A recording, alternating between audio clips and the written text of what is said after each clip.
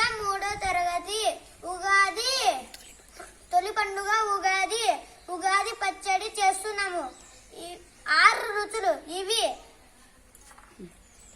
మామిడి ఒగరు, బెల్లము తీపి, చింతపండు పులుపు, ఉప్పు.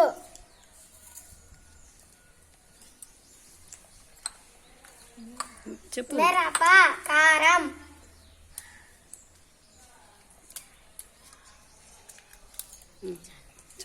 వేపపూత చేదు.